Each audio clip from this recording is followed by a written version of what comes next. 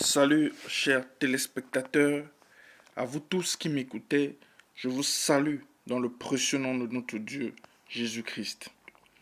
Le thème de mon message aujourd'hui est intitulé Un Dieu d'amour. Je vais ouvrir la parole dans le livre de 1 Roi, chapitre 17, versets 1 à 9. Mais avant de commencer, j'aimerais d'abord remettre ce moment entre les mains de Dieu.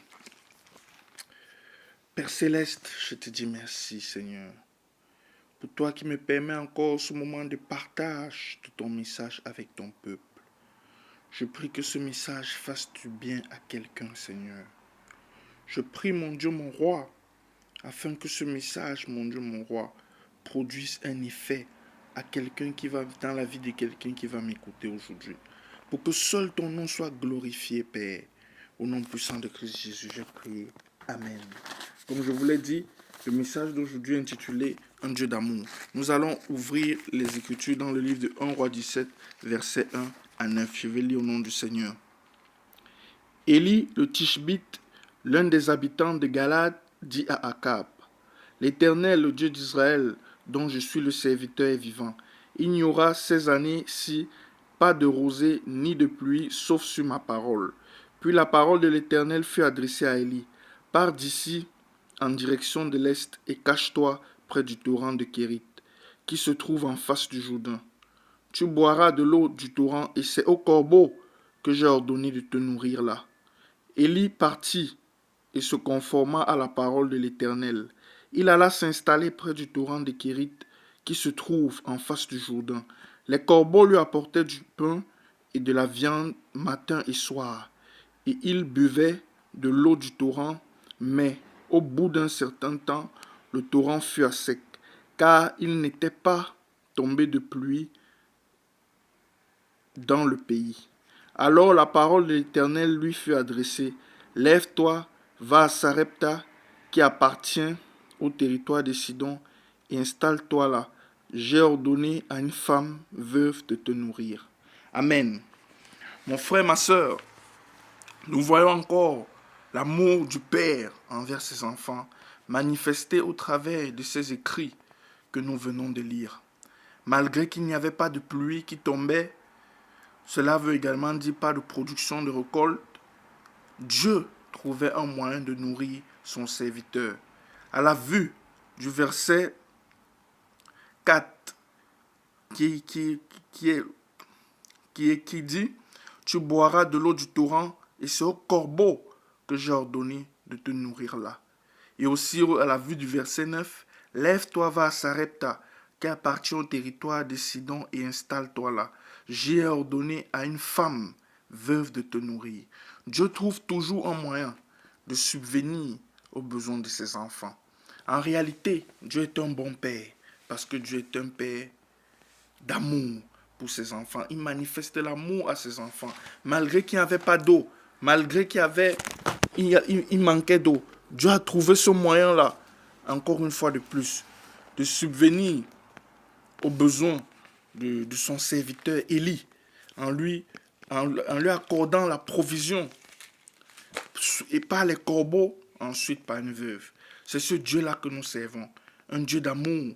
C'est le véritable Dieu. Il est prêt à manifester son amour dans ta vie, mon frère, ma soeur. Il fut une fois, j'étais en pays étranger. Il arrivait des moments où je n'avais rien. Et j'ai une voisine qui venait souvent me donner de quoi manger. Et des voisins aussi, parfois qui m'apportaient quelque chose. C'est la manifestation de l'amour de Dieu envers ses enfants. Cet amour, mon frère, ma soeur, tu peux également l'expérimenter dans ta vie. Et tu dois l'expérimenter en tant qu'enfant de Dieu. Parce que c'est l'amour de Dieu. L'amour de Dieu pour l'humanité a été manifesté à la croix. Jésus-Christ qui a donné sa vie pour l'humanité pécheresse que nous sommes, pour que nous recevions ce merveilleux salut. C'est toujours cette bonté que Dieu a manifestée envers sa création. Chaque jour que tu te lèves, chaque jour que tu peux voir le lever du soleil, chaque jour que tu as de quoi manger, remercie Dieu pour cela. C'est cette tendresse, c'est cette attention que Dieu attend de toi, en retour de son merveilleux amour qu'il t'accorde. Ce n'est pas un amour délimité par quoi que ce soit. Non, l'amour de Dieu n'est pas délimité par quoi que ce soit. C'est un amour immense qui va jusqu'au salut des hommes pécheurs que nous sommes. Parce que cet amour, comme on l'a dit, Jésus-Christ l'a manifesté à la croix. Tu peux avoir commis le plus grand crime aujourd'hui. Tu peux avoir commis le plus grand meurtre. Je ne suis pas venu te juger. L'amour de Dieu est capable d'effacer tout cela par le sang précieux de Jésus-Christ.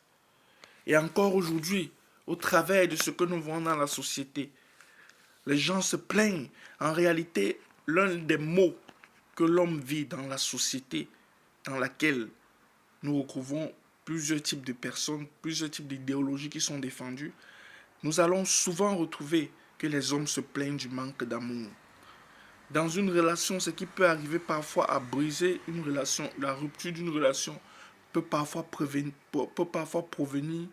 du manque d'amour qui a été manifesté par l'un des partenaires. L'amour est un facteur idéal. Et n'oublions pas, c'est par l'amour du Père que les hommes ont été sauvés.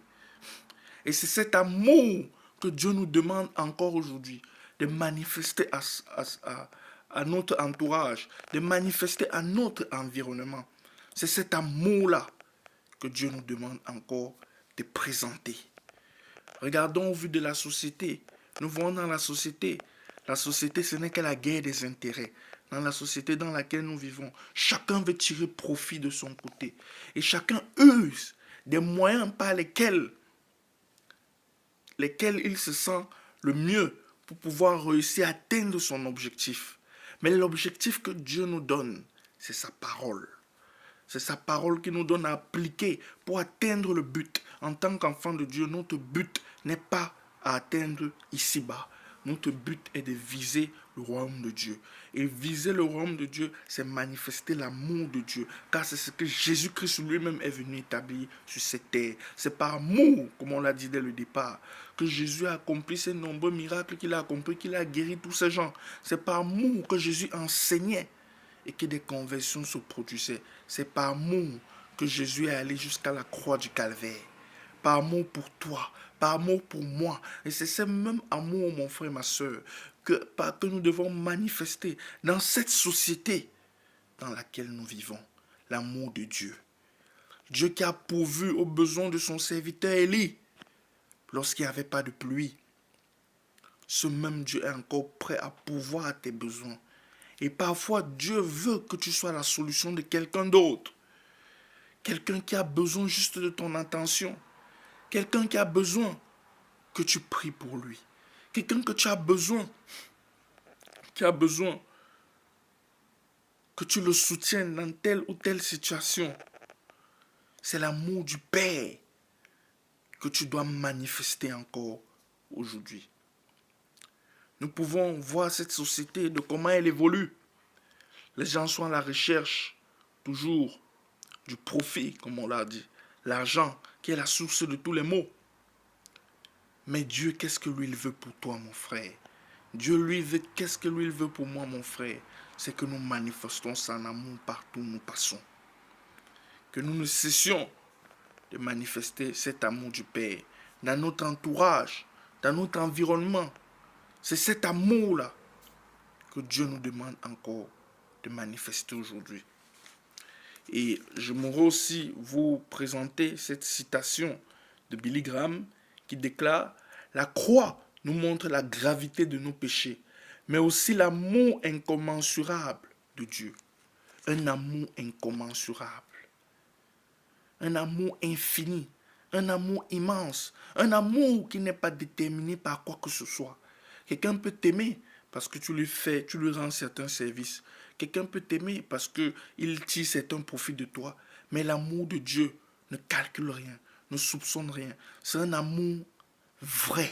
C'est un amour véritable. Et c'est ce même amour que le Père nous demande encore aujourd'hui de manifester. Mon frère, ma soeur, je ne connais pas quel est ton cas. Je ne suis pas venu te juger. Je suis juste venu te dire qu'il est encore temps pour toi de revenir à la vie. La vie dont je parle, ce n'est pas la vie que nous vivons. C'est la véritable vie, la vie éternelle. Encore une fois de plus, l'occasion t'est donnée d'expérimenter l'amour de ce Dieu-là. Je ne sais pas si tu as déjà accepté Jésus-Christ dans ta vie. Je ne connais pas quelle situation par laquelle tu passes. Mais rien ne peut empêcher Dieu de sauver ton âme. Il y a un seul moyen par lequel on est sauvé, c'est Jésus-Christ. Et Dieu, par son amour, est capable d'effacer tous tes péchés et toutes tes fautes. Par son sang précieux, ce sang qui lave de tous les péchés. Et t'accorder maintenant son pardon et que tu reçoives son salut.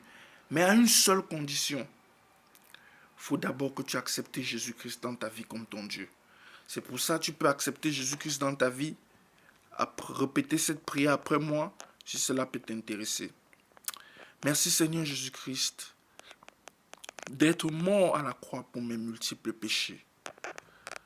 Permets-moi aujourd'hui d'abandonner mon ancienne vie.